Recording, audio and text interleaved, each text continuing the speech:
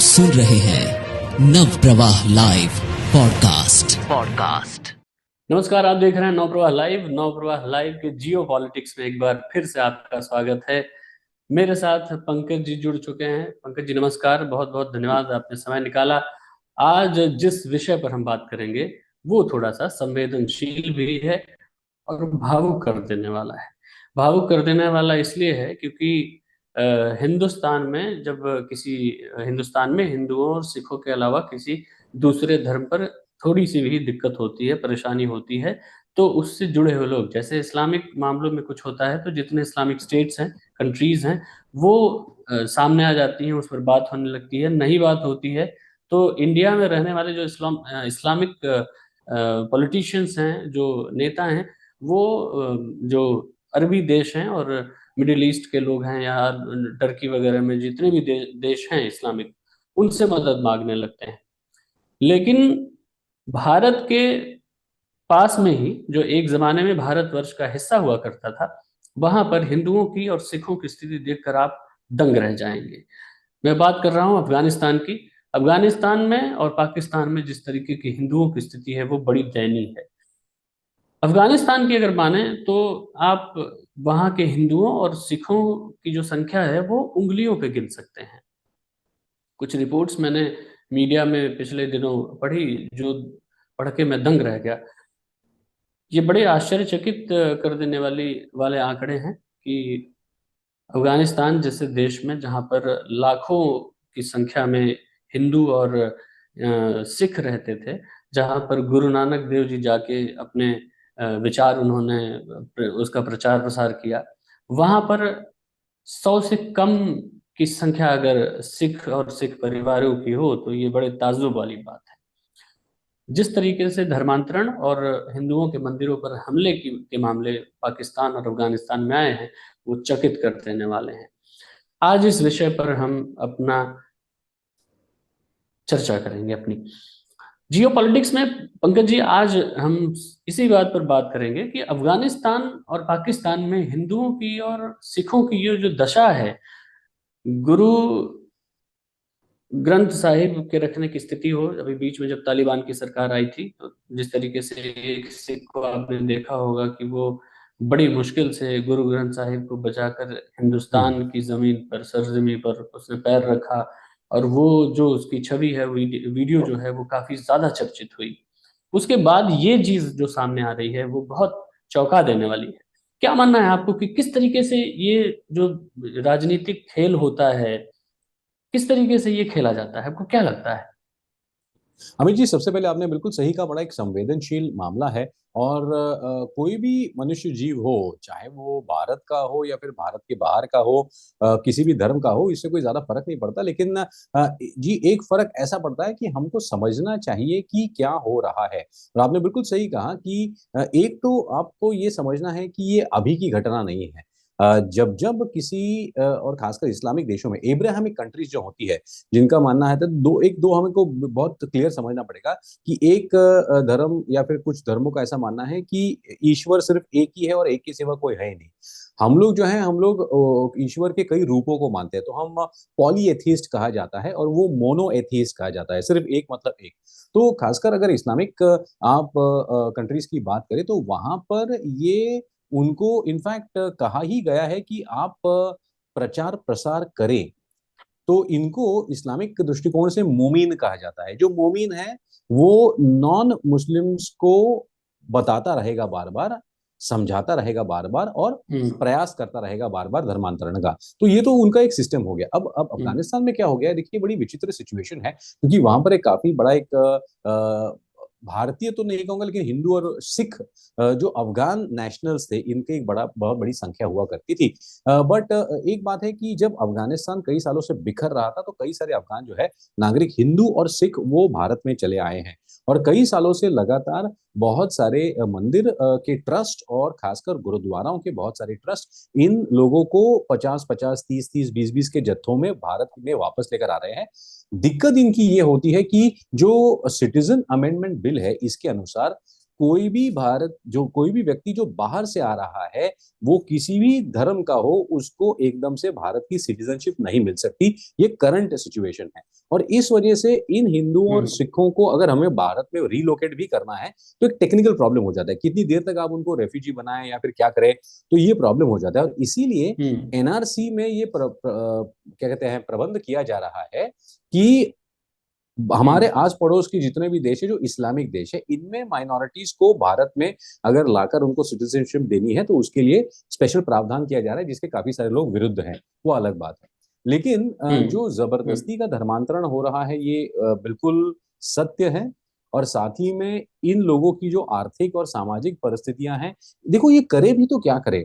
चारों तरफ से अगर आपके हम्म। दूसरे धर्म के लोग आपकी तरफ आ रहे हैं, और खासकर तालिबान है, तो वो तो फिर आपको मजबूरी में उनकी मजबूरी भी समझनी पड़ेगी। दूसरी बात आप ये भी समझिए कि ये लोग सिर्फ मेन सिटीज में नहीं, कहीं और देश में दूर दराज इलाकों में भी कई दशकों से, कई पीढ़ियों से रह रहे हैं।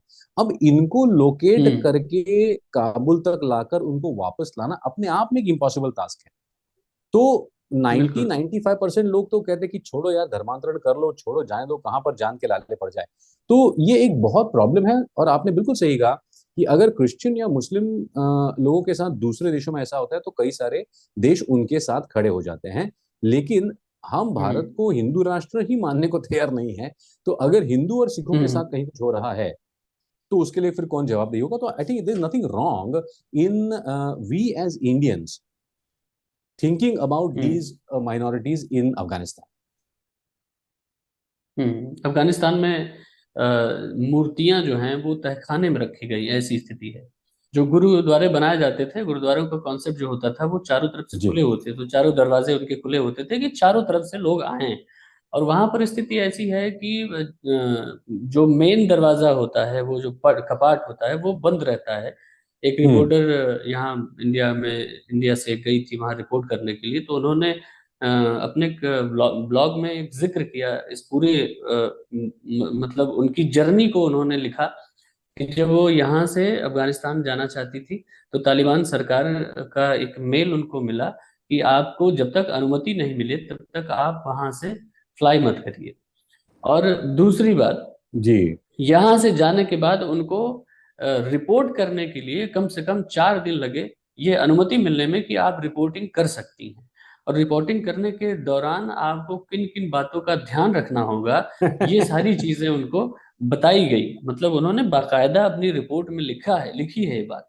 अब आप ये समझिए, हिंदुस्तान में ही अगर इसका आधा भी अगर भारत की सरकार सुरक्षा के मामले मद्देनजर भी अगर इस तरह की कोई बात कहती है, तो पूरे इंटरनेशनल मीडिया में भारत के लोग जो यहाँ भारत में बैठे लोग हैं, ये दूसरा तो बाद में कहेगा, ये खुद ही ये बताने लगेंगे कि देखिए भारत में प्रेस को किस तरीके से प्रबंधित किया गया है, लोगों को दबाया जा रहा है, यहाँ पर फ्री प्रेस नहीं है। अब आप करेक्ट। सोचिए, वहां जाने के बाद एक हिंदू महिला और सिख महिला को ये कहा जाता है कि आपको बुर्का पहन के घूमना पड़ेगा। इसलिए घूमना पड़ेगा क्योंकि वहां तालिबान की सरकार है। तो आप हाँ। समझिए कि वहां पर इतनी स्वतंत्रता नहीं है, इतने लोग डरे हुए हैं, मंदिर मैनेजमेंट और जो गुरुद्वारा का मैनेजमेंट है वो इतना परेशान है कि उन्होंने लिखा अपने ब्लॉग में कि वहां उनके पहनावे को देखकर जो पुजारी थे और गुरु ग्रंथ साहब गुरुद्वारे में जो सेवादार थे, उनकी उनका जो पहनावा था वो पूरी तरीके से इस्लामिक था। फर्क सिर्फ ये था कि हिंदू मंदिर में जो पुजारी थे उन्होंने कलावा पहना था, जिससे ये पता चल रहा था कि ये हिंदू है, और सिख ने हम्म। टोपी पगड़ी पहनी थी, पगड़ी से जी जी पहचाना जी। जा सकता है। आप सोचिए कि कितना दबाव उनके जहन में होगा, उनके मस्तिष्क में होगा कि ये पूरी तरीके से शक्ल ही नहीं समझ में आ रही है कि है कौन। बिल्कुल। और इसीलिए देखिए, भारत सरकार भी कहीं ना कहीं इन मामलों में बिना किसी को जाने बहुत कुछ कर रही है। मुझे नहीं लगता कि इसके बारे में हमें किसी को कुछ बताना भी चाहिए, और कुछ क्योंकि हो रहा है। और जो बचे हुए लोग हैं, उनको किस तरीके से यहाँ पर लाया जाए, इसके लिए भी काफी प्रबंध हो रहा है, सरकार की तरफ से भी और कई सारे सामाजिक संस्थाओं की तरफ से भी।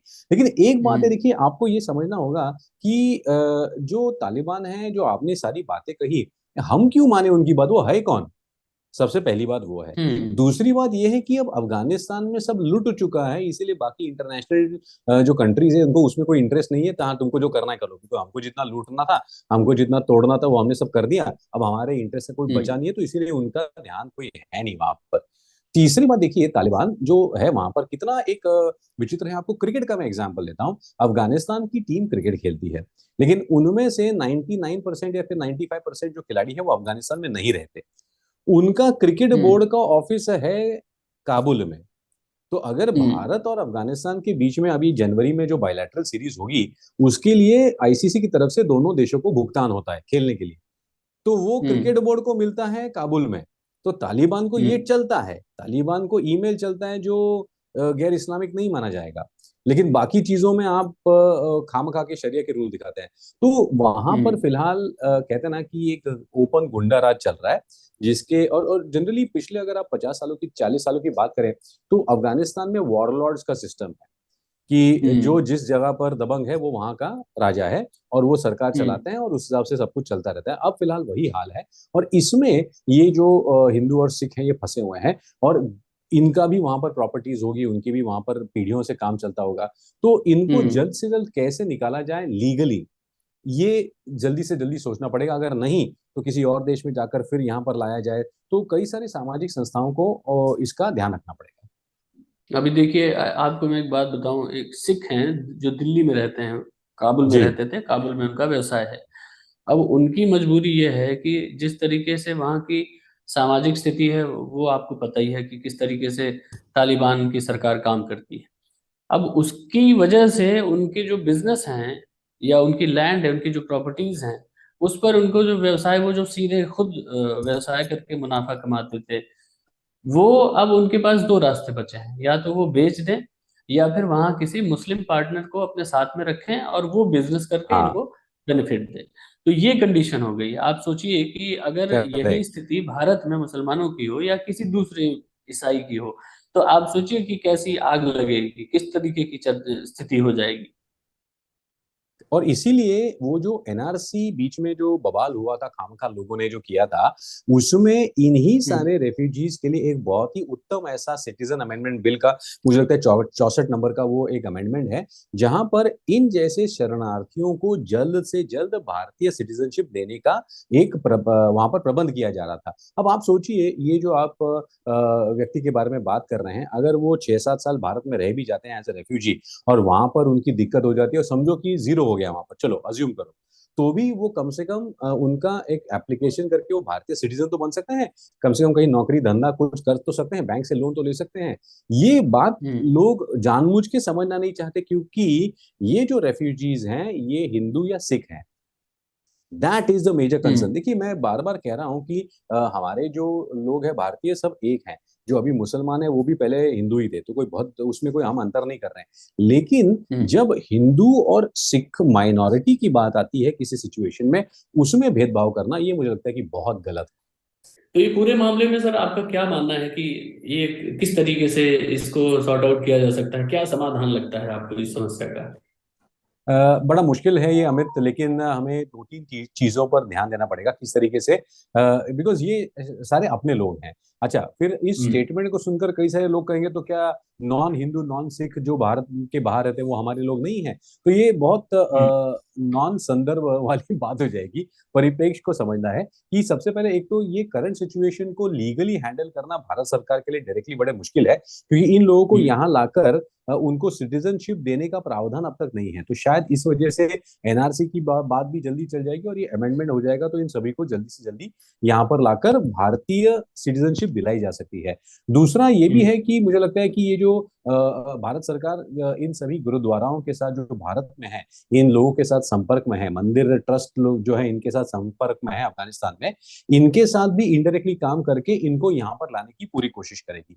और मुझे हम्म। लगता है कि सामाजिक तौर पर एक तीसरी बात भारतीय हिंदू समाज और जो परिवार है इनको करनी चाहिए कि अगर आप इन लोगों के साथ जुड़ जाएं, तो इनकी बेटियों को, बहनों को और इनके लड़कों को अगर हम भारत में विवाह करके लाएं अपने हम्म। लोगों के साथ, तो एक थोड़ा प्रॉब्लम सॉल्व हो सकता है। ये सामाजिक बात है, इसमें सरकार का किसी को लेना देना है नहीं कि भाई अगर बिल्कुल। हमें पता है कि हमारे गांव में लड़का है और हम उसके लिए लड़की ढूंढ रहे हैं और हमारे ही समाज के अफगानिस्तान में हमको पता है कि ये है, तो वो रिश्ते बन सकते हैं। इससे जो सरकार का एक लीगल प्रॉब्लम है वो भी सॉर्ट आउट हो सकता है।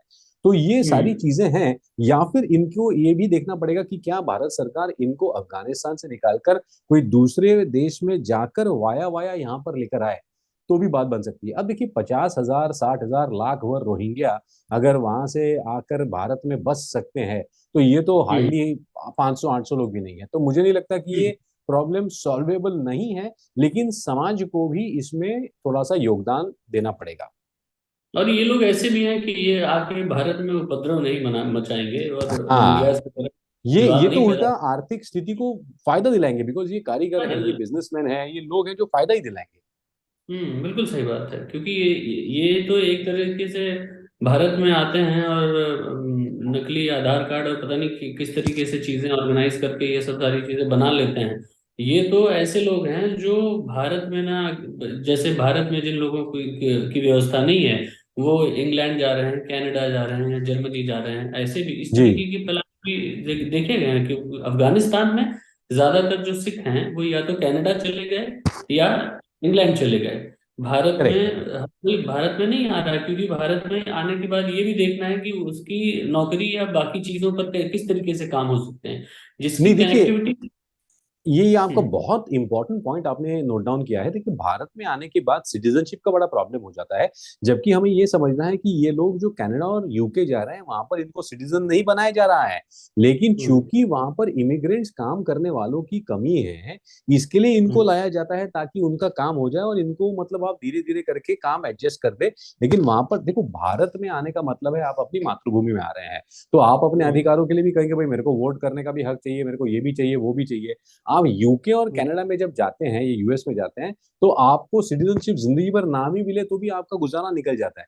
ये दो बहुत हम्म। अलग बातें हैं। और आपको एक और बात ये समझनी पड़ेगी कि अंतर्राष्ट्रीय स्तर पर रेफ्यूजीज का क्या होता है। आपको ये हम्म। पता होना चाहिए कि अगर किसी जगह पर किसी क्षेत्र में बड़ी दिक्कत हो गई है और वहां से रेफ्यूजीज निकलकर दूसरे देशों में रेफ्यूजी कैंप्स में रह रहे हैं, तो यूएन के एक रेजोल्यूशन के अनुसार 10 साल तक अगर ये रेफ्यूजीज कहीं पर रहें और वो वापस भी ना जा पाए या फिर जिस देश में है वो भी उनको ना अपनाए और लटकते ही रह जाएं, तो 10 साल के बाद ये जो डेवलप्ड नेशंस होते हैं, यूरोप में, अमेरिका में, यूएस में, ऑस्ट्रेलिया में, ये इन रेफ्यूजीज को आपस में बांट लेते हैं कि ठीक है आप हम्म। हमारे पास आ जाओ, क्योंकि इन देशों को काम करने वालों की आवश्यकता है। हम्म। आप समझ रहे हैं, ये भी इंटरनेशनल रैकेट भी समझिए इसको, कि अगर आपको फ्री में अगर लोग मिल रहे हैं जो आपके देश में आ रहे हैं, तो आपको तो उनको हम्म। कुछ देना नहीं पड़ेगा। अब आप और हम अगर जाएंगे इमिग्रेंट के रूप में, तो हमको इंश्योरेंस है, दुनिया भर का ये है, फलाना ढिमकाना करना पड़ेगा। तो ये भी एक इंटरनेशनल रैकेट चलता है कि 10 साल तक आप किसी को रेफ्यूजी बनाकर रखें और दोनों पार्टियों जो झगड़ा कर रही हैं इनके बीच में भी कोई आपको एक्सेप्ट ना करे। तो कोई देश, हम्म। नॉर्वे है, स्वीडन है, ऑस्ट्रेलिया, ये इनको ले लेते हैं क्योंकि उनको इमिग्रेंट लेबर की जरूरत होती है। हाँ, उनको सस्ते में मिल जाता है और इनका भी काम हो जाता है। इनको डॉलर एग्जैक्टली exactly. पाउंड में पैसे मिल जाते हैं, यूरो में पैसे मिल जाता है, और उनको सस्ते में लेबर मिल जाता है, क्योंकि वहां के लोग तो सस्ते में काम करते नहीं है। Correct correct. तो ये भी सारी चीजें, और देखो क्या है ना, इस विषय को सिर्फ एक ही एंगल से नहीं, सारे एंगल से देखना पड़ेगा। और मुझे लगता है कि भारतीय समाज को हम्म। इसमें थोड़ा सा आगे बढ़कर, क्योंकि ये बहुत ज्यादा लोग नहीं है, लाखों अगर होते शरणार्थी तो बात समझ में आती। ये 500 हम्म। 1000 2000 लोग हैं तो अपने ही हैं, इनको सेटल करवाने में मुझे नहीं लगता कोई दिक्कत होनी चाहिए। तो चलिए, ये बहुत रोचक जानकारी आपने दी, बहुत सारे फैक्ट्स आपने बताए, इंटरनेशनल और नेशनल धरातल पे किस तरीके से चीज़ों को सॉर्ट आउट किया जा सकता है। तो आज के एपिसोड के लिए बस इतना ही। आप हमें ज़रूर बताएं कि ये एपिसोड आपको कैसा लगा। बहुत बहुत बहुत बहुत धन्यवाद पंकज सर। बहुत बहुत धन्यवाद, बहुत बहुत थैंक यू सो धन्यवाद। मच।